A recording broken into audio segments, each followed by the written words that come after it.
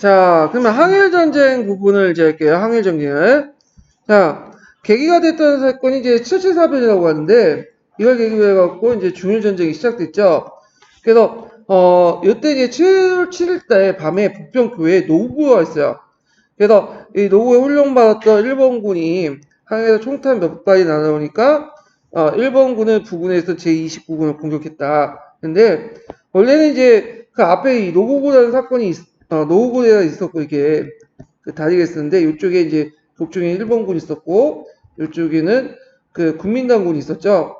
근데 일본군이 이제 그때 점호 시간에 한 명의 일본군이 안 보인 거예요. 그래서 이제 의심한 거예요. 국민당군이 얘를 잡아서 죽였을 거다. 그런데 이제 그때 이제 연대장이 이쪽 지역을 지켰던 연대장이 무타쿠치 내야라고 되게 유명한 사람이었어. 예전에 인파 작전에서 완전히 최악의 작전을 이제 펼쳤던 인물인데 이 사람이 알아보지도 않고 그냥 뭐냐면 공격 명령을 내린 거야.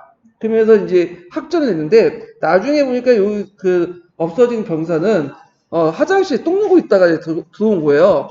그래가지고 이제 이미 학전이 됐고 그러다 보니까 이제 전쟁이 이제 뭐냐면 퍼져나가는데 예전 같으면 국민당군이 그냥 학전하다가 이제 우리 하야자 하면서 그냥 끝날 것 같은데 그때는 이제 그 하야하지 않고 북부와 전쟁이 더 쓰게 된 거죠.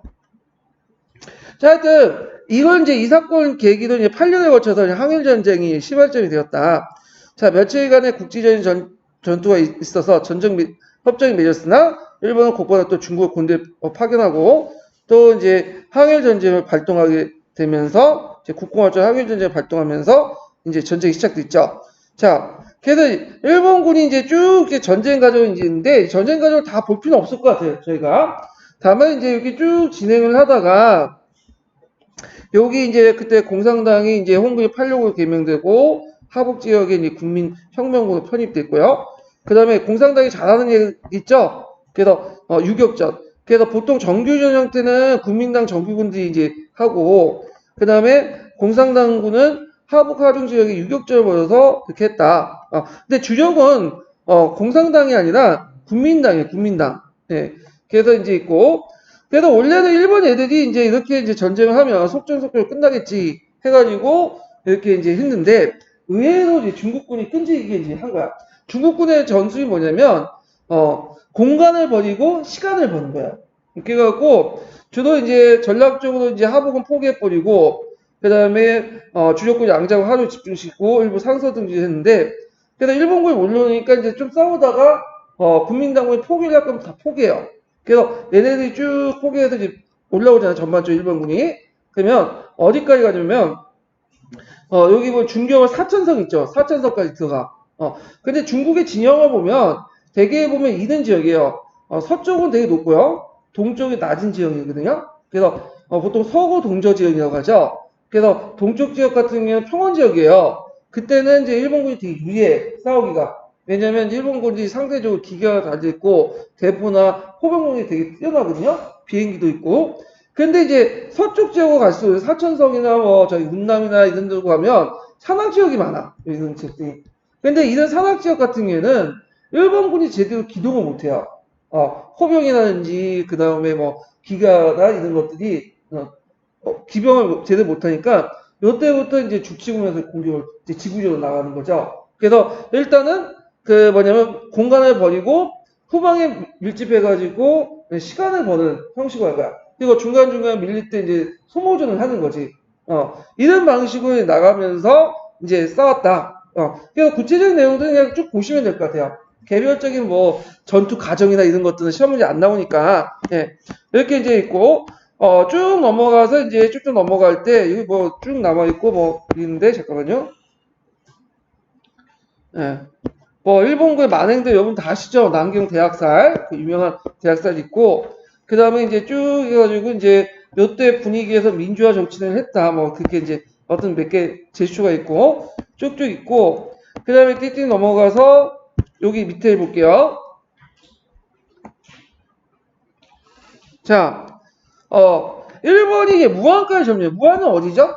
호북성이죠. 그래서 이제 계속 그 서진에서 호북성까지 성공했으나, 이때 이제 원래 계획대로 이제 뭐냐면 속전속결을 못했어. 왜냐면 이제 그 시간이 이제 후퇴는 했지만 그냥 후퇴한 게 아니라 질질 끌면서 후퇴를 했거든.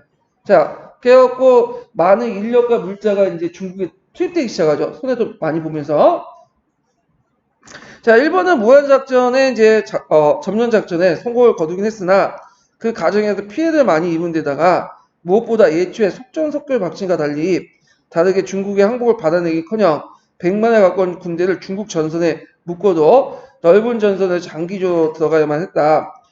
중국군 일본군의 포병이나 기계화 부대에 힘을 쓸 수 없는 내지나 언덕이나 산에 치내치면서 방어에 임했으며 일본군은 더 이상 진격할 수 없이 대치 상태였다. 그래갖고 이와 같은 전쟁에 대책 없이 장기화되니까 일본은 국민정부의 내부 붕괴를 독려했는데 그래서 이때 일본이 내세웠던 게 뭐냐면 대동아 공영권이죠. 그래서 동아시아 새로운 질서를 건설하는 데 몽골을 내걸고 국민정부에 접근하고 이때 장개석에 반대했던 세력이 누구냐 왕정이에요. 참 어리석은 행동을 했죠. 그래서 중경에 탈취해서 일본과 화평 고습을 개시했다. 자, 그리하여 1940년 3월에 예전에 말한 것처럼 남경에 친일적 계례정부가 만들어요. 그래서 새끼에 나온 그 남자도 그 친일정부에 일했던 거야. 그리고 자치적 군대도 있어요. 그리고 또 여러 계례정부가 있고. 그래갖고 이때 이제 국민당 군과 싸웠던 이 일본군 외에도 은근히 그 중국 군대도 많더라고요. 만주국에 있는 군대들하고 그 중경의 임시정부 그 계례 그 정부 군대도 있어요. 예. 그래갖고 이제 이렇게 있었는데 자 하여튼 그 국민정부는 여전히 중경을 두고 이들 인정하지 않았다. 그런 동안 일본은 국민정부 지역 간의 경제 공세 정책을 취하는 한편 중경급 도시들의 무차별 포격을 개시했다. 일본이 그 독일, 이탈리아와 같이 전제주의 국가와 동맹을 맺고 미국, 영국 등과 연합적인 적대 관계를 도왔으니까 연합군이 중국을 지원하면서 중국에는 항일전 이제 동아시아 반파시즘 세력의 세계정책이 시작됐다. 이렇게 보시면 되고요. 자, 그 다음에 장정 이후에 이제 보면, 여기 이제 처음에는 이제 공산당은 전면전이 아니라 후방에 지원해주는 거거든요. 일종의 항해 유격전으로. 그래갖고, 그 당시 공산군은 그 유격전을 전개한 모습 동시에 일본군의 점령지 후방에 들어가 병고, 항해 근거지를 했어요. 근데 그렇게 할 수 있었던 게 뭐냐, 동계도 나와 있지만, 그 당시 일본 군들은 중국 지역을 장악을 하더라도 모든 지역을 장악한 건 아니에요. 주로 어느 지역을 장악했냐면 정과 선을 연결하는 지역을 장악했어. 점은 주로 어느 지역이겠어? 대도시, 예, 그다음 전략적 요충지대 여기를 하고 요충지와 요충지를 연결하는 거 기차선 있죠. 주로 이제 기차 중요 도로망들 장악을 했어. 이런 식으로. 그러다 보니까 요 나머지 조금만 면들이나 그다음에 중소 도시들 이런데 농촌지 있죠. 요 지역을 국민당이 빠져나갈 거 아니에요? 요 지역을 누가 장악하기 시작한 거야? 공산당이 와갖고 장악을 했던 거야. 그래서 그 당시 이제 국민당 세력은 밀려나갈 동안 그 뒤에 공산당이 세력 확장을 이용했어. 그래서 전쟁이 끝난 후에 공산당이 상당히 세력이 커졌어요. 예, 이런 것들 때문에. 자, 그래서 이제 이렇게 이제 있는데, 자, 항일 초기에는 일본군이 국민정부군과 정면 전쟁에서 우선으로 여겨 주요 도시를 함락하다가 보급소에 늘어났죠. 그래서 이제 공산당군은 그 틈을 타서 유격전을 벌이고 근거를 확대시켜 나갔다. 즉, 일본군의 침공은 국민정부군이 퇴각한 후에 무정부 상태에 빠진 총략에 들어가 국을 기치로 공산당의 민심을 장악할 수 있다.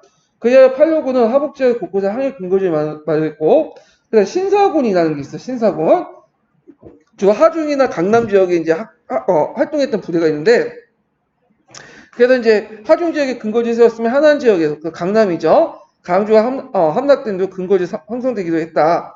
그래서 1938년 8.6군은 전쟁 전에 3만 명이었던 군대가 15만 6천 명을 성장했고, 자, 신사군도 1만 명에서 2만 5천 명 늘어났죠. 그래서 이제 일본군과 국민정부군과 일본군의 전선 확대되고 전장의 크기가 넓어지면서 일본군의 지배력이 상대적으로 약해졌기 때문에 공산군의 이단 발전 1940년대까지 계속됐다. 그래서 전쟁이 끝난 후에 항상 공산당 지배 인구가 1억까지 늘어났죠. 그래서 국민정부의 패배가 공산당 지배 지역을 확대시키는 거다. 이때 국민정부의 패배라는 것은 일본군한테 쫓겨가지고 물러났던 지역을 일본군들은 정과 성을 지배했기 때문에 대도시 위주로 했고 그 나머지 지역들은 공산당이 장악했다고 보시면 돼요. 예, 이렇게. 자, 이렇게 지배 지역이 늘어난 것은 공산당이 항일전 동중에 역점을 근거지로 확대해서 역점을 근거지 확대 강화하는데 기여한다. 그래서 이렇게 공산당 근거지에 늘어나게 되자 일본은 공산당에 대한 인식을 달리하고 예전에 그냥 일종의 잠비, 일종의 도둑놈들 좀 더 생각밖에 안 했는데 이때부터는 공산당 근거지에 호위망을 강하고 경제봉쇄를 예전에 국민당이 했던 거와 똑같은 짓을 하는 거예요. 자, 이에 대항해서 이제 8.6군하고 신사군이 1940년 8월에 민중들을 동원해가지고 대교 반격을 하죠. 그게 유명한 이제 뭐냐면 백단전 대전이에요. 이거 되게 공산당에서 강조되는 거거든요. 100개 여단이 동원돼가지고 싸웠던 거예요. 예. 그래갖고 이제 영화도 만들어졌어요. 하북의 주요 철도에 대한 기습 공격, 일본 경비대 습격 등은 일본군에 큰 피해를 입었으나 중국 공산당 희생이 컸다. 또 일본은 백단 대전을 계기로 북부 중국의 공산당의 반소탄 작전을 펼치게 돼요. 예. 그래갖고 소탄 작전을 펼치고 그때 이제 강화의 유격부대와 근거지의 사람을 모두 죽이고 물자를 빼앗고 칠라가 없애는 상강 작전을 펼치게 되죠. 그래서 이런 내용들 좀 기억을 해주시고요. 그럼 여기에서 이제 신사군에 대해서 좀 얘기해 볼게요. 신사군 밑에 쭉 있는데, 자 한일 내전기에도 국민당군이 계속 공산당군을 공격을 했어요. 그래서 싸움이 계속 일어났죠. 그래서 이제 대표적인 얘기가 이제 1941년에 신사군도 있죠. 신사군 국민당의 습격을 받았어. 그래갖고 그때 이제 9,000명의 신사군 중에 거의 1,000명 정도 살아나는 사건인데 한난사변이라고 해요. 이거 좀 기억을 해두세요. 되게 유명한 사건인데 이때 이제 한난사변 뭐냐면 여기 보면 1941년 1월에 안희성 남부에 돌발한 국민공산대 무력충돌 사건을 밝힌다. 1940년 10월 19일 국민정부의 군사위원회가 항하 이남 소재 중국군의 항하 이부 이동하라고 명령했다. 그래서 그때 이제 중국 공산당 총사령부는 양자강 이남의 신사군 양자강 이부구 이동시킨 것만을 인정했다. 그래서 신사군은 이동을 시작해 지정된 그 길에 따라 안희성 남부에 이르렀을 때 국민정국은 7만에서 8만 명의 습격을 받아서 분장이 잡히고 그 당시 부군장 이하 상당수가 전사에 신사군이 큰 타격을 받았다. 그래서 그때 이제 많은 사람이 죽고 또 포로 잡히고 포로 잡힌 여군들은 막 사창까지 갖다 팔고 막 그래가지고 문제가 생겼던 거야. 그래서 요때 이제 국공합작이 깨질 만한 사건이었는데 근데 이제 일단은 전략적 공산당이 이제 참고 있었죠. 그래서 무력 대결 피해서 양당의 충돌 더 이상 진정되지 않았고 그래서 이때 이 사건을 계기해서 공산당이 냉정하게 지체하면서 항일 통일전선 유지하려는 공산당의 정치적 위상을 높여줬다. 자, 공산당은 또 국민당 지배 지역에서 반독재 민주화 요구하는 중간파들 적극적으로 끌어들이려고 했죠. 그래서 이제 공산당 항일과 결부된 여러 가지 대민 정책도 이들 유인하는 정책을 했는데, 자, 제2차 국공합작 이후에 소비에트 정부가 국민정부의 시하에 지방정부를 격화되면서 공산당 지주의 토지를 몰수하는 토지혁명이 급격히 수행되지 않았다. 그래서 항일에 합력하는 지주에게 기존의 소장료와 이자를 낮추는 무슨 정책이죠? 감조 감시 정책을 써요. 그러니까 토지를 나눠주는 거, 강제로 몰수하고 토지를 이제 나눠주는 대신에, 항일 협력을 한 지주에는 소장료를 받게 하고, 다만 소장료와 이자는 좀 낮게 받게 하는 거야. 예. 그래서 이제 했고, 병구에서 행정부 및 의회 구성에 공산당 외 당파, 무당파 민주 인사들. 그래서 이제 여기에서 각각 3분의 1씩 차단해서 3.3제를 실시했는데, 이건 누굴 끌어들이기 위한 거죠? 중간파 세력들. 그래서 그냥 국민당은 독재 정치에서 막 언론의 자유도 막 봉쇄하고 탄압하고 근데 정권에 참여시키지 않았는데 공산당 거꾸로 이렇게 3.3제다 이런 걸 통해서 나름대로 민주주의 모습을 보여줬잖아요. 그러다 보니까 이제 중간파들이 이제 국공대전 시기 때 점점 누구한테 기우기 시작한 거야? 공산당한테 기우게 되는 거죠. 자, 그 다음에 감조 감시 정책은 농민들의 이제 농민 대중을 강범위하게 동원할 수 있게 해줬고 3.3제는 민주화 요구 세력을 유지하는 데 큰 도움이 됐다. 근데 이 감조 감시 정책은 나중에 이제 폐기돼요. 그 이제 국공내전이 끝나고 나서, 아니, 국공내전, 항일전쟁이 끝나고 나서 이제 국공내전이 본격화되면서 이제 조금씩 좀 감정감수 좀 폐기해. 왜냐면 이제 그때는, 쪽수를 많이 끌어들였잖아. 농민들 적극적인 지지를 끌어들이기 위해서는 토지 분배를 하는 정책들을 이제 하게 돼. 그래서 이것이 이제 공식화되는데, 이거 나중에 좀 얘기를 할게요. 자, 그래갖고 이제 있고, 아시아 그 태평양 전쟁 확대와 이제 종전을 볼게요. 여기 뭐 중국과 일본 사이에 전면적으로 벌어지고 있는 사이에 전선에서 하중 하나가 확대되자 이 지역의 이권을 가지고 있는 영국과 미국 등이 일본의 침략에 항의했다. 그래서 일본은 1938년 들어와서 이제 독일, 이탈리아의 급속도로 가까워졌고 미국은 영국은 중국에 차관을 이제 예전에 줬는데 이제 중국을 직접 차관을 주는 등 중국에 원조를 하기 시작했다. 그래서 이때 이제 군수물자도 막 되고 그래요. 그래갖고 이제 그 당시 미국 같은 경우에는 일본한테 요구한 게 뭐냐면 헐리우드에도 보이는 것처럼 일본에게 다 물러나가 중국의 전선에 그렇지만 안 물러나니까 이제 뭐예요? 군수물자나 이런 것들 아예 통제를 다 해. 석유도 막 뭐냐면 금지시키고 뭐냐 철강이나 이런 것들을 금지시키고 그러니까 일본은 국내 자본이 부족하죠. 국내 자본이. 그러니까 이제 어떻게 하는 거야? 두 가지 선택을 하게 돼요. 하나는 러시아를 칠 거냐? 소련을. 또 하나는 남방을 동남아시아 쪽을 칠 거냐. 근데 이제 소련 한번 하려고 치려고 했는데 예전에 그 노무한 전투가 있어. 그 외몽고 그하고 몽골 군대하고 소련 연합 부대하고 일본하고 싸웠는데 일본 부대가 노무한 전투에서 완전히 격파돼 버린 거야. 일본이 느낀 거야. 아 이제 소련은 너무 강하니까 상대 못하겠고 남방 정책을 내려가죠. 동남아시아 내려가. 동남아시아 같은 경우 그 당시에 뭐 석유도 많고 고무라든지 비철금속이라든지 일본이 요구한 전략물자들이 되게 많거든요. 예. 그래갖고 이제 이렇게 중국의 어떤 이제 침략에 따른 대가로 경제 봉쇄를 당하니까 이제 점점 이제 남방 정책이 동남아시아 침략 정책을 하게 되고 그러면 누구부터 때려야 되겠어요? 미국을 때려야겠죠. 그래서 1941년에 12월 달에 어디 친 거야? 진주만을 친 거야. 그러니까 일본이 미국한테 이길 거라 생각을 안 했어요. 일단은 진주만을 치고 그러면 일본이 이제 미국의 태평양 전력이 많이 급감할 거 아니에요? 그래서 그 틈을 넣어서 한 1, 2년 동안 동남아 지역을 다 장악한 다음에 그걸 기정사실하고 나서 미국하고 타협을 하려고 했지. 적당히 이세역권 우리한테 인정해달라. 근데 이거 완전 오판이었죠. 예.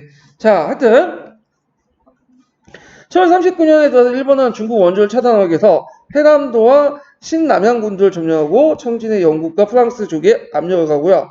그 다음에 이제 이에 미국은 외일 통상 항해 조약을 파기해 미국의 군수물자에 의존하고 있던 일본에 타격을 주었다. 또 일본의 왕정이 계대 정권을 세우자 미국은 국민정부를 정통정부 인정하고 국민정부에 차관을 제공했다. 자, 미국의 관계가 악화된 일본은 필요한 군수물자를 얻기 위해서 대동아 공업권을 이제 내걸고 남방 정책을 냈다. 이 남방 정책을 어디로 진출한 거죠? 동남아시아 지역으로. 예. 자, 그래서 1940년 9월에 독일, 이탈리아 삼국동맹을 맺고 미국, 영국은 계속해서 중국에 대규모 원조를 하게 되죠. 이런 2차 대결 발병하니 진전되니까 독일이 소련 침공하게 되고 남경 계대 정권을 승인하자 중국은 독일, 이탈리아 국교를 단절하고 원래 중국은 독일하고 이탈리아가 그렇게 사이가 나빴던 건 아니에요. 예, 친했어 오히려. 그리고 오히려 독일로부터 이제 뭐 군사적 지원이나 뭐 기술 원조도 받고 그랬어요. 근데 이제 돌아올 수 없는 어떤 다리를 건넜죠. 예, 그래서 독일과 이제 국교를 단절하고 별 의미는 없지만 하여튼 이렇게 하고 그래서 중국의 항일 전쟁은 밤 80쯤 세계 대전의 일부가 되었다. 자, 1941년 7월에 미국이 자국 내 일본 자산의 동결 조치를 취하고 경제를 크다는 타격을 입으니까 자, 12월에 겁대가리 없이 어디에 미국에 선전포고를 하죠. 그러니까 선전포기 전에 이미 뭐죠? 12월 8일에 진주만 미국 주둔지를 먼저 공격한 거예요. 그러니까 이게 좀 잘못됐어. 예, 이거는 누구 입장을 받아들인 거야? 일본 입장이. 얘네들이 이제 선전포고를 하고 했는데 예, 진주만 치고 나서 선전포고를 한 거야. 예, 인간관계가 좀 거꾸로 됐는데. 자, 하여튼 그 진주만의 미군 주둔을 공격하면서 아시아 태평양 전쟁이 발발했고요. 자, 그때 이제 미국은 원래는 그 2차 세계대전 공식적으로 참여를 안 했어요. 물론 영국을 도와주긴 했지만 무기대여법을 만들어가지고. 근데 일본이 이제 자기를 공격하면서 이제 싸움이 되니까 그때 일본하고 중국하고 일본하고 독일하고 이탈리아가 무슨 동맹이 있었죠? 삼국동맹을 맺고 있었잖아요. 삼국동맹의 내용 중에 한쪽이 공격받으면 자동적으로 뭐냐면 선전포고를 하게 돼 있거든요. 그러니까 독일과 이탈리아가 미국에 선전포고 하게 되고 자연스럽게 미국도 이제 태평양뿐만 아니라 유럽 전선에 참여하게 되는 거야.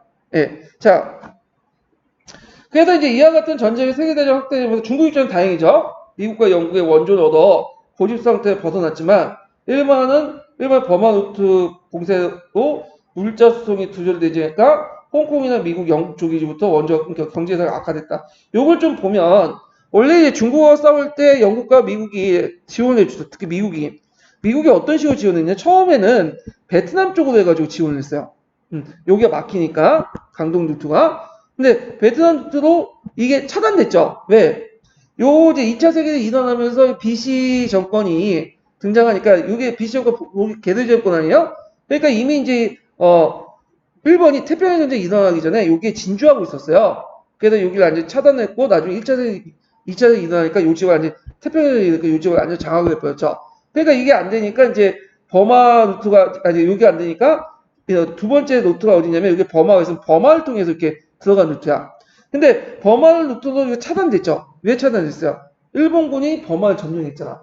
그래가지고 이제 안 되니까 오늘 방글라데시 인도 쪽으로 해갖고 들어간 루트가 있어. 저희 그 임팔 지역을 통해서. 그러니까 이제 그 아까 얘기한 잠깐 소개했던 무타가치 네라라는 사람이 그 보급선 전혀 고려하지 않고 징기스칸 전법 있죠. 그 물소나 이런 걸 데리고 와가지고 여기를 이제 치려고 했죠. 멍청한 짓을 하는데 치기 전에 다 굶어 죽었어. 그 10만 명 끄고 왔는데 그 중에 한 7, 80% 굶어 죽었다고 그래. 싸워보지도 못하고. 그래서 이제 이때 인파 작전이 왜 중요하냐면 우리 한국 강국권이 그때 참여했잖아. 그래가지고 이제 영국권에 참여해갖고 이제 문서 번역이라든지 포도신문이라든지 그 역할을 했던 거죠. 결국에는 이 무타구치 내야의 그 엉터리 같은 그 작전 때문에 보급을 하지 않는 고려하지 않은 엉터리 작전 때문에 크게 이제 승리를 했던 거죠. 그래서 나중에 무타구치 내야는 전범 재판에서 B급 받아갖고 2년 살다가 나왔다고 그래요. 그러니까 그걸 고려한 것 같아. 그 연합군 입장할 때 이는 무능한 장군이 큰 공을 했다. 우스개도 우리나라 독립투사 중에 한 명이었다 이렇게 할 만큼 되게 무능한 그 사람인데, 근데 이 사람이 무능하지만 상당히 또 인류애적인 어떤 정신 가지고 있었어. 그 약탈 금지시키고 그 다음에 이런 것들 이제 뭐 부녀자 강간이나 이런 것도 못하게 하고 그런 것 때문에 전범 재판에서 이제 이런 걸 감안해서 무능력에다가 인간적인 측면을 고려해가지고 2년 받다 풀려나다 그래요. 그냥 예. 자, 하여튼 그래서 이제 버마노트를 봉쇄하고 물자 수송이 등쳐되니까 홍콩이나 미국, 영국 쪽으로부터 원조가 끊겨 경제가 악화됐는데 그때 이제 일본의 동남아 점령으로 학교대 지원을 끊어졌다. 예. 그래서 국민정부는 1942년 총동원권을 내서 국민생활 통제와 국민당 일당 조치를 강화했다. 그래갖고 이제 여기 있는데 이 내용도 이제 쭉 이렇게 보시면 될 것 같고 그때 이제 정부 안에서 장기적 독재를 지탱하는 기관으로서 이건 좀 기억. 남이사하고 시시단이 있어. 그 옆에 있죠. 그래서 남이사는 1931년에 성립된 국민당 기밀기관으로서 장개석의 독재를 유지하기 위해서 그 전반 통제 감시 정탐 처벌했던 거죠. 그래서 이제 있고 그 항포 군관학교 출신이 많지만 이런 것도 이제 남이사는 비밀 조직이 있고 시시단 같은 경우에는 장개석이 독재를 유지하기 위해서 폭력적인 어떤 정치 결사 단계야. 그래서 진가부, 진리부, 진기미의 아들이 있고요, 이 사람들이요. 그래서 예전에 장개석이 한때 해당에서 이제 뭐냐면 소식적인 활동했다고 했죠. 그래서 그 당시 좀 정부가 공식적으로 내걸기 좀 어려운 그 문제죠. 정부 요인 암살, 아니 반대 정부 비판 했던 사람들 암살시키거나 그렇게 할 때 요 조직들이 이용을 했어요. 예. 그래서 진시세력이 뭐냐 남경의 4대 가문 중에 하나인 것이 이런 조직들을 이용했기 때문이죠. 자, 하여튼 이렇게 이제 좀 기억을 해두시고 자, 그 다음에 공산당은 이제 뭐냐면 일본의 소탕 작전 때문에 큰 차격을 받았다. 그래서 공산당이 이걸 극복하기 위해서 어떻게 했냐? 자, 경제적 자급자족을 이루기 위해서 군대, 기관, 학교가 엄청난 노동시간과 열의를 쏟아 생산운동을 벌였다. 또한 당내 생산과 조직을 통일하고 단결화시키기 위해서 1942년부터 43년에 거쳐서 정풍운동을 펼쳤어요. 당내 이제 그 정풍운동을 펼쳐서 당내 주관주의, 화벌주의를 일소한다는 명분으로 세운 정풍운동을 통해 그 당시 이건 하나의 명분에 불구하고 실질적으로는 자기 반대파도 아직 남아있었거든요. 왕명 같은 세력들이. 그래서 왕명 등 소련 유학파와 코민트의 영향을 배제되고 모 대통령의 정권을 확립하는 계기가 되었다. 이렇게 보시면 돼요. 자, 전쟁 말기에 접어들면서 중국군은 이제 일본군에 대해 몇 군데 승리를 거두기 시작했고, 미국 사령관이었던 스테일에 의해 미국식으로 풍선의 부대가 연합군의 버마 타라 전투에 가담해 승리를 거뒀고, 호남선에 일본군을 패배를 시켰다. 요때 이제 미군이, 중국군이, 중국 국민들 미군으로부터 많은 물자를 받았어요, 또. 그래서 그때 비행기부터 해서 전차, 야포 등등 해갖고, 전쟁 말기에 들어가면 실제로 이제는 초창기 때 일본군 하루에 밀렸잖아. 근데 이때부터는 일본군이 더 능가하게 된 거야. 전력들이. 자, 그래서 이제 하여튼 국민의 직속부대는 운난사에서 일본군 수비대를 선면하는 등 중국에 자신감을 주었다. 그 연합군의 일본 본토 상륙작전에 맞춰 중국 그 전선에서 총 반격을 할 준비가 갖춰졌고, 그래서 이제 위기에 몰렸던 공산군은 1943년에 세력을 확보하기 시작했다. 그래서 이제 쭉 해갖고 이제 태평양 전쟁이 있는데 이거는 그냥 각자 읽어보시고요. 결국에는 이제 뭐냐면 일본이 항복하면서 끝나게 되죠. 이렇게. 자, 그래서 이제 이렇게 해서 이제 뒤에 넘어가서 이제 좀 보고, 자, 그러면 내전을 볼게요. 내전. 예전에 그냥 내전 그냥 넘어갔는데 하도 요즘에 추세가 이상한 데서 이제 내는 문제에서 나올 가능성이 좀 있긴 있어요. 보고 넘어갈게요. 자, 한일전쟁 후의 상황을 보죠. 종전이 가까워짐에 따라 국민 공산 양당은 각각 종전 후에 정권 구성을 세웠다. 국민당은 이제부터 약속한 훈정을 끝나고 현정을 실시해야겠다고 했다. 그렇게 되면 국민당 일당 독재를 더 이상 유지할 수 없게 될 터였다. 그래서 국민당 수소 주도하에 국민대회를 소집해 거기에 헌정 실시에 대한 구체적 방안을 마련하여 현정기에도 국민당이 주도권을 확보하려고 했다. 자, 공산당은 각 당 정파가 참여하는 연합정부를 구성했고, 이와 양당은 이 같은 정권 구성에도 이견이 드러나겠지만 양당의 충돌은 자, 일본군의 무장해전의 과정에서 이제 드러나기 시작하죠. 자, 소련이 전쟁 막바지에 8월 9일 날 일본에 선전포고를 하면서 참전하자 일본은 8월 10일 포츠단선을 수락하게 됐다. 이렇게 일본이 항복이 눈앞에 다가오자 양당은 일본군 무장해전을 둘러싸고 경쟁을 벌였다. 우선 공산당의 총사령관 주덕은 일본군과 중국의 개대정보군에 대해서 무장해제를 지시했고요. 국민당의 장개석은 공산당군이 일본군 점령지를 접수할 경우에 세계가 크게 확대할 것을 우려해요. 주둔에게 중앙의 지시가 있을 때까지 현재 주둔 지역에 머물 걸 통보했다. 말 듣겠어요? 국민당 장개석 말을. 일단 그렇게 하고, 그리고 중국 주던 일본군의 최고사령관과 개대정보군에게는 국민정보군에 항복하고 항복할 때까지 해제하지 말고 형상을 유지하도록 명령했다. 장개석의 통보에 따라 공산당은 명확한 거부의 뜻을 표명하고 일본군의 무장해제와 일본군 점령지에 접수를 간행했다. 자, 국민정부군이 항일전 말기에 남서부로 퇴각하고 있던 방면에 공산군은 일본의 점령지 배후 지역에 해방구라고 해서 넓은 지역을 했죠. 이게 해방구역은 어떤 지역이냐면 대개 보면 이제 여기가 일본군 주둔지면 일본군 주둔지 이렇게 중간에 있어. 그러니까 실질적으로 장개석 부대는 여기 있죠. 여기 오는 것보다는 여기에서 오는 것이 금방이겠죠. 그러니까 공산군의 입장할 때 되게 유리한 위치에 있는 거야. 네. 그래서 일본군은 장개석 요구에 응해 공산군의 공격에 맞서 점령지 지키고자 했고, 그래서 공산군 점령지에서 학보를 둘러싸고 도처에 일본군과 싸워야 됐다. 왜냐면 일본군 입장할 때는 이미 이제 적이지만 장개석은 자기하고 색깔이 좀 비슷하죠. 예. 근데 중국은 공산당은 자기하고 완전히 색깔이 다른 애야. 그러니까 이제 항복하려면 누구한테 항복이 낫겠어요? 당연히 국민당군에 항복하면 좋겠지. 왜냐 국민당 항복하면 얘네들은 이제 뭐냐면 일본군들 무상으로 그러니까 그러니까 아무 제재 없이 그냥 일본 본국에 보내주겠지만 그 만약 공산당에 항복할 거 어떻게 될지 모르잖아. 예. 자, 그래서 공산군 일본과 싸워가면서 중소도시를 접수했고 국민정부군은 미군의 수송 지원에 심해서 주요 도시와 철도 연결 접수해. 똑같은 이제 국민정부도 일본군하고 비슷한 거야. 얘네들이 이제 당장 거리가 머니까 미국의 수송 지원, 그러니까 항공기 있죠. 항공기에 받아갖고 거기 한 거야. 근데 중소도시는 못 가고 대도시나 그 주요 요충지만 점령. 그러니까 그 국민당도 어디를 점령한 거죠?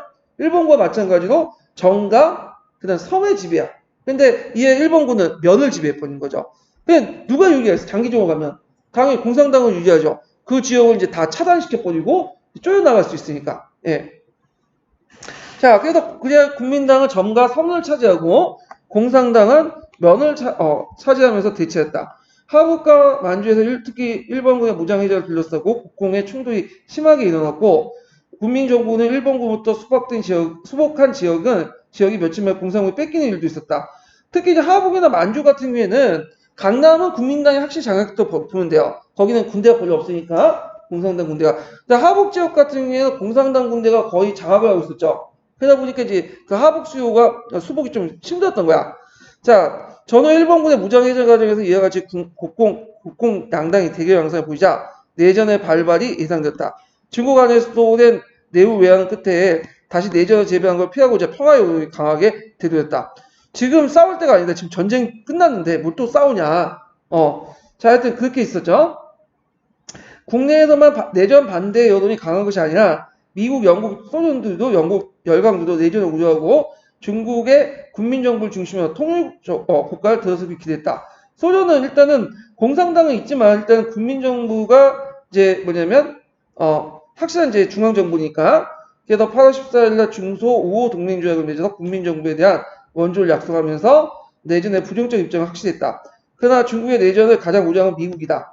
미국은 일찍이 항일전쟁이 끝나기 전에 장개석을 지지하는 방식으로 세우고 허리를 이제 중국에 보내 국공 간의 어떤 대립을 조정하려고 했다. 당시에 조정의 성과는 거두지 못했지만 2차 대전 후에 미국과 소련 간 냉전체제가 형성되면서 미국은 중국의 공산화를 적극적으로 막을 필요에서도 둘 간의 조정력을 맡았다. 국내 평화 여론이 끌어올리고 미소 간의 내전에 대한 반대 입장이 분명한 건데 모태동은 8월 28일 날 장개석의 세 차례 거친 초청에 수락해 조율례 등을 대동하고 허리와 함께 중교가 갔다. 그래갖고 이제 요때 그 유명한 10월 15일 날 맞아진 그 삼시협정을 맺게 되죠. 10월 10일 날 맞아진 삼시협정이 있는데 이게 정확한 명칭은 중국 정부와 중국 당국의 해당 기호에서 있는데 요거 되게 중요하기 때문에 한번 기억은 해둘 필요가 있어. 삼시협정.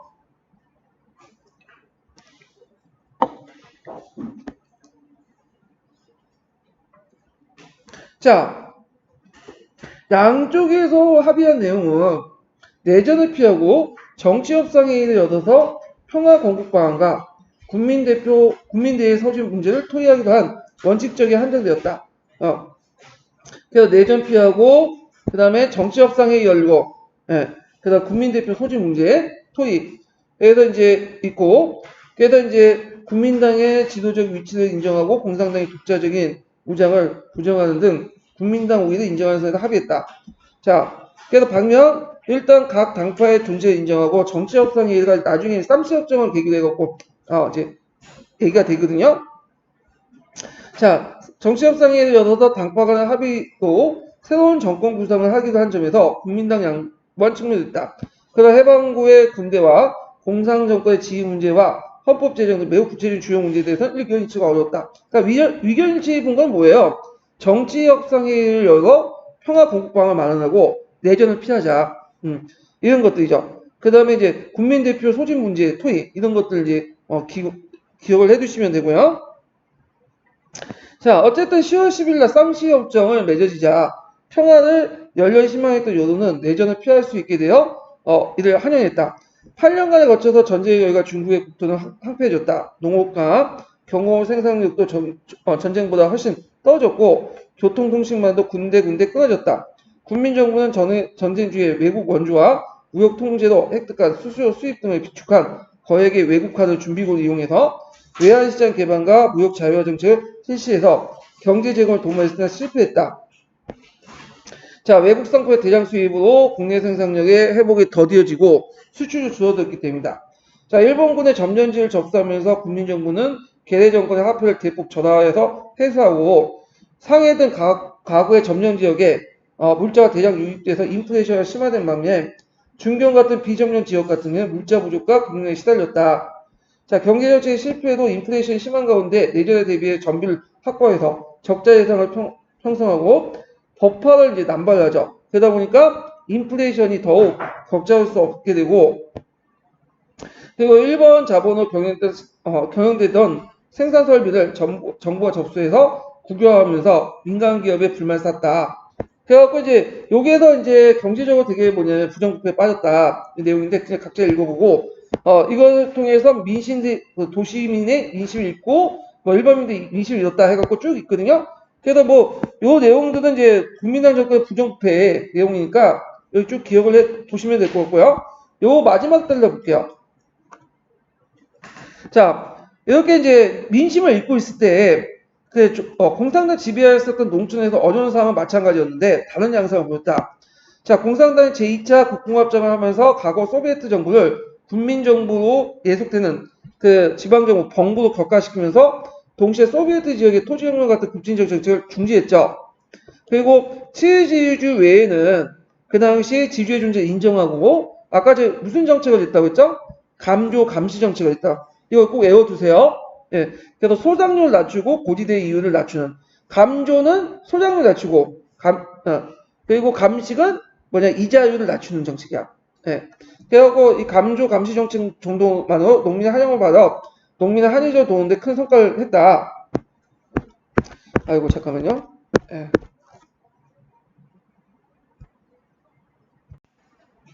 자, 공산당 종전 후에 새롭게 얻게 된 농촌 지역의 해방구에서 감조 감시 정책을 채택한 방면에 실질적인 악질 지주의 토지를 몰수하여 처형하는 청산운동도 전개했다.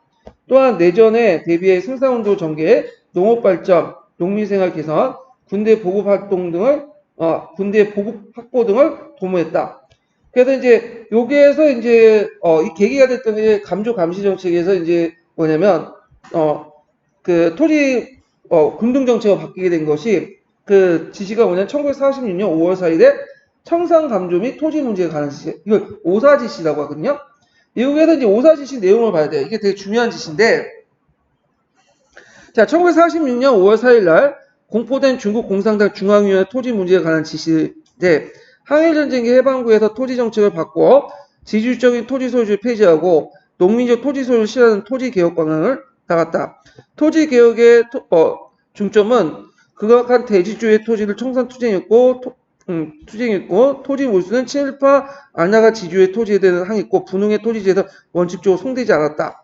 그래서 간주 감시 정책에서 1947년 중국 토지법 대강에 철저한 토지 개혁을 나가는 가도기적 성격의 토지 문건이다. 그래서 이 오사지시의 내용을 보면 항일전쟁 시기 때는 감조 감시 정책을 했죠.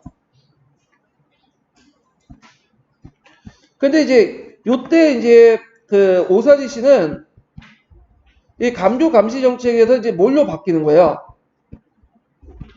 분홍은 좀 제외했지만 지주들의 토지를 빼앗아 가지고 뭘로? 토지를 나눠주는 분배 정책으로 바뀌게 돼요.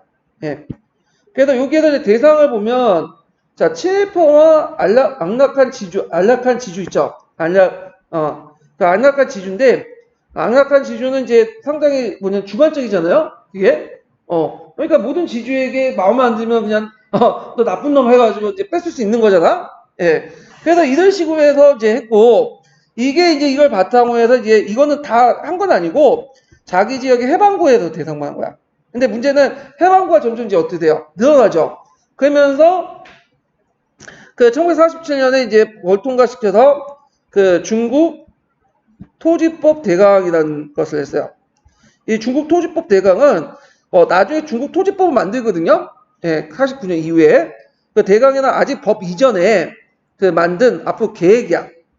그래서 이때는 이제 그 악락한 그 지주라는 모호한 걸 빼고 이때부터는 완전하게 이제 뭘로 나간 거야. 토지를 뺏어서 똑같이 나눠주겠다. 그래서 이제 이런 정책으로 바뀌고 이제 중국 토지법에 나중에 반영이 되죠. 예. 그래서 이게 중국 토지법에 이제 반영이 되는 거죠.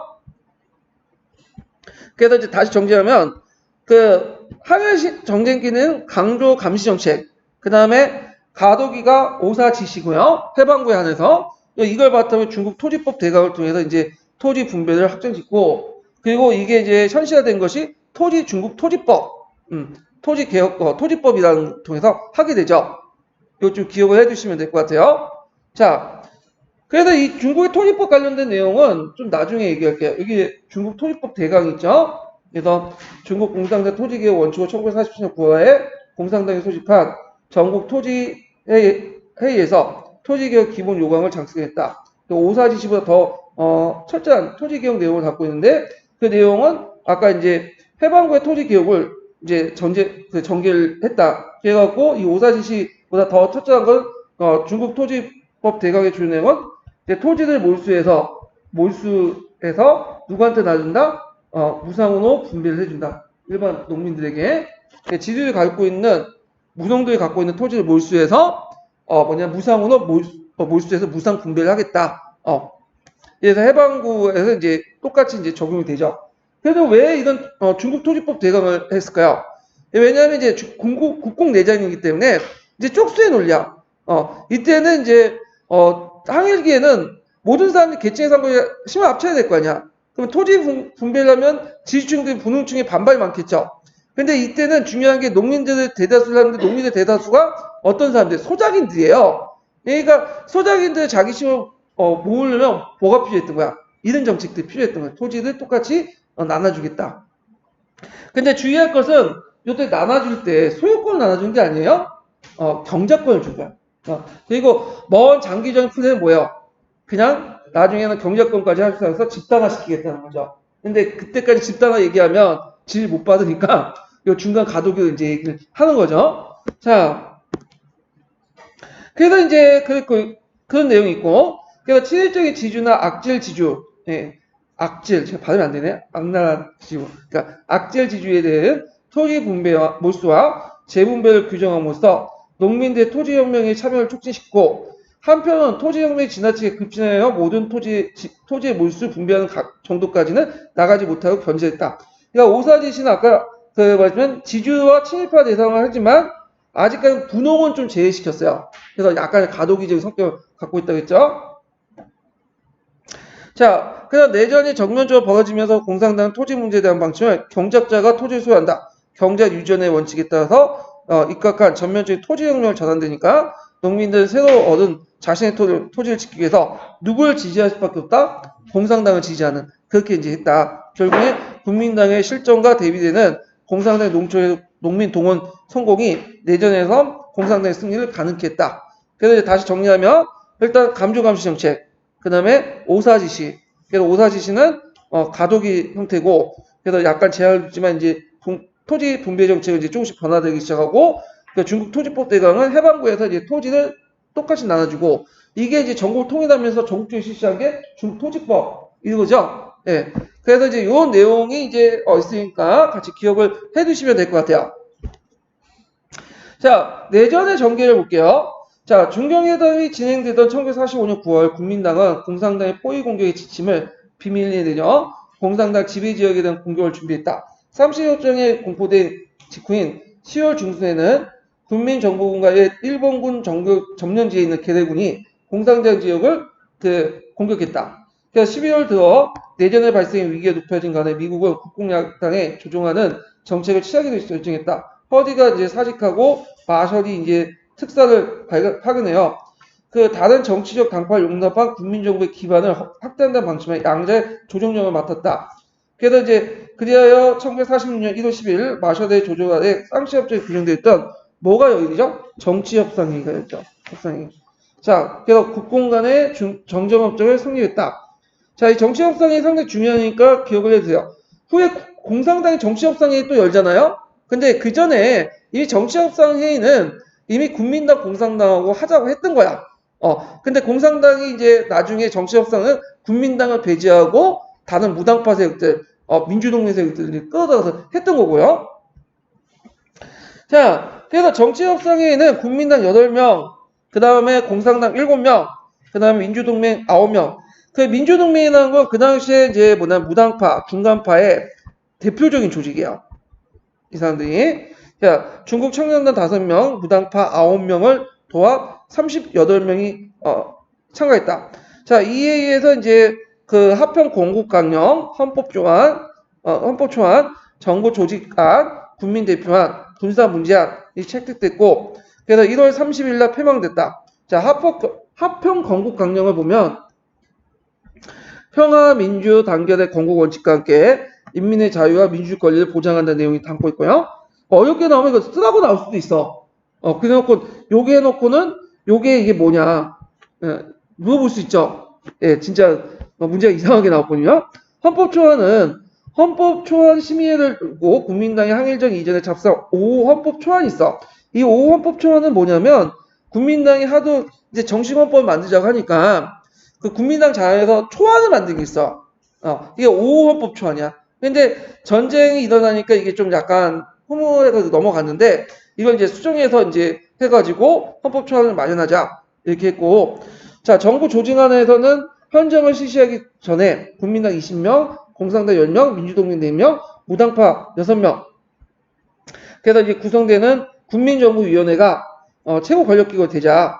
그다음에 국민대표안은 요게 이제 일종의 국회죠. 일종의 여기서. 그래서 재헌 국회 이렇게 보시면 돼요.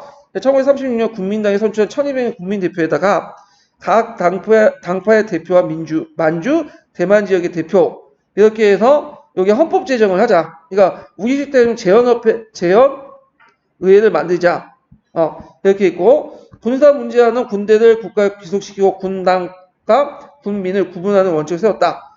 그래서 어렵게 나오면 내용 물어볼 수 있고요. 좀 쉽게 나와도 또 이렇게 물어볼 수 있죠. 각각 이런 안들을 이제 쓰라는데 이렇게 이제 좀 기억을 해두시면 될 것 같고, 제 생각에 하평 건국 강령하고 국민대안은 좀 외워두시고 있을 것 같아요. 네, 이 내용은 명칭은 내용도 좀 기억을 해두시고, 자, 정치 협상에 의해서 장래 국가 대권에 협의가 진행되는 한편으로 양당의 무력 충돌을 피하기 위해 정전 담판이 이루어졌다. 국민정부는 장군과 공산당의 주을 내에 마샬로 구성된 3인위원회의 협의에 따라서 1월 12일 정전명령이 내려져 전투가 중지되고 정전을 실행하기 위한 조정집행부를 평에 두기로 했다. 조정집행부는 국민정부, 공산당, 미국 각자 대표 3인으로 구성되고 이들이 3인의 합의에 따라 필요할 명령은 국민정부 주석이 군사조정집행부를 경영하도록 발표하도록 했다. 그래서 그 구체적 내용이 있으니까 각자 읽어보시고, 자, 근데 결과적으로 마샬의 이런 중재안 정치협상회의는 성공했을까요? 실패했을까요? 실패했어요. 예. 그래갖고 처음에 이제 우리나라에 이제 영향을 줬는데 이 마샬의 영향을 받아서 우리가 마샬이 국민당하고 공산당에 중재를 했잖아요. 그러니까 미국이 이제 우리나라에서도 어떤 생각을 했냐면 좌우를 연합을 해갖고 자화합작위원회를 만든 다음에 거기에 이제 친미 정권을 수립하자는 계획을 했던 것도 마샬의 계획에 입각한 거야. 근데 결과적으로 마샬 계획 자체가 어떻게 거기 실패했죠. 예. 자, 하여튼 정치협상이나 정전의 결정에 대해 공산당은 정정의 결정에 대해 공산당 평화와 민주 건설의 새로운 단계를 접어들었다고 높이 평가하고 장기에서 또 정치 협상의 결과를 존중하겠다고 언명해 잠시나 평화의 가능성을 보였다. 그러나 1946년 2월에 중경에서 공산당 등이 개최한 정치협상 축하 대회장에 일부 국민당에게 습격받은 데서 볼 수 있듯이 국민당 이단 결과에 불만을 품은 세력들이 많았다. 자, 1946년 3월에 개최된 국민당 중앙위원회 회의에서 국민당은 5호 헌법 초안의 수정을 해 책임 내각제를 하겠다는 정치협상의 방침에 반대하여 헌법 초안을 변경하지 않고 말도 건의하는 등 정치협상의 결정을 부인하는 움직임이 나타났고, 결국에 이런 것들을 통해서 이제 결국에는 어떻게 돼요? 서 깨지게 되죠. 내전에 도입을 하게 돼요. 그래서 이 내전들이 있는데 이 내전의 주요 내용들 다 살펴볼 필요 없을 것 같아요. 결과적으로 이제 누가 이겼어요? 공산당이 이겼죠. 그러니까 국민당과 공산당 초창기 때는 뭐냐면 장비나 병력 수에도 비교가 안 됐어.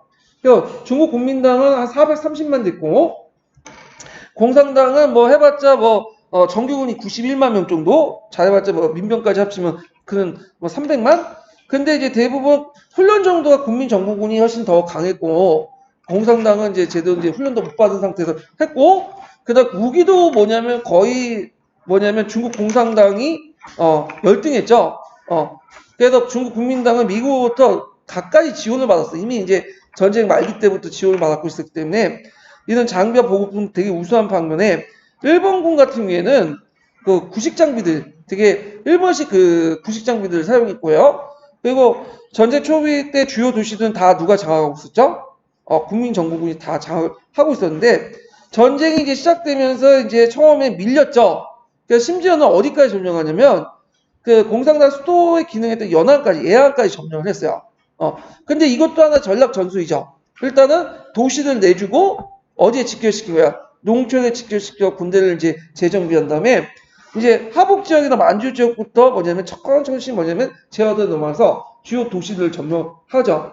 그래서 이제 유격전 형식으로 이제 해갖고 점령을 해가지고 결국에는 동북, 하북, 중앙, 상동, 서북 국민당 정부는 대도시의 방어에 묶여 있다가 전투의 주도권을 상실하고요. 그래서 이제 중국 공산당군이 인표 작전은 이제 인포나 이런 사람들 이제 동북 야전군을 중심으로 해서 요심 전투에 크게 승리하고 만주 지역을 장악한 다음에 등속평등은 이제 뭐냐면 그 중원 하동 야전군이 해야 전투에서 승리해서 중원을 장악을 해. 그래서 하북을 완전히 장악했는데 이때 이제 국민당 정부가 왜 이 하북 지역을 내줬냐면 여러 가지 이거인데 일단 민심을 잃었어. 오랫동안 독재 정치를. 그다음에 토지제도 개혁에서 이제 아까 그걸 통해서 소작인들이나 대부분 농민들 누굴 지지한 거야? 농민들, 그러니까 공산당을 지지해. 왜? 자기 토지를 잃을 수 있잖아요? 예. 그래갖고 이제 이렇게 해서 공산당은 농촌의 토지개혁이 강범위한 그 농민의 동원을 할 수 있고 또 국민정보군 자체가 뭐냐면 상당히 부정부패에 빠졌어. 그래서 자기 그 미군들이 받은 무기들 갖다 팔고 지휘도 못하고 그런 상황이었죠. 자, 그래서 이제 결국에는 하북을 내주고요. 그 다음에 심지어는 이제 뭐냐면 양자강을 건너오니까 그래서 이제 그 무한 서한 상해 차단 이제 점령하죠 공산당이. 그래서 남경 정부에서 수도를 강주까지 이제 점령하고 옮긴 수도까지 점령하고 그러니까 중교까지 옮겼지만 또 계속 쳐도오니까 결국은 어디 갔어요? 대만을 건너갔잖아요. 그래서 이제 그 1949년에 완전히 철수되면서 11월 27일 날 이제 중국 대륙이 완전히 중국 공산당 지배에 들어가게 되죠. 예. 그래갖고 이제 이런 내용들을 좀 기억을 해두시고, 자, 다음 시간에는 이제 중화인민국 소집과 중화민국의 철수, 여기 이렇게 중화인민국 수립 부분을 할게요. 그래서 이제 내일은 아마, 이게 보니까 나가는 속도를 보니까 다 끝날 것 같아요. 예. 요거 끝나고, 그 다음에 이제, 사회문화 아시아사 있죠? 그래서 요 부분을 할게요. 예, 그래서 다다음 주부터 하면 다다음 주까지 다 끝날 것 같아요. 사회문화 아시아사는. 자, 그래서 이제 그 다음에 일본사 넘어갈게요. 네, 오늘 수고하셨습니다.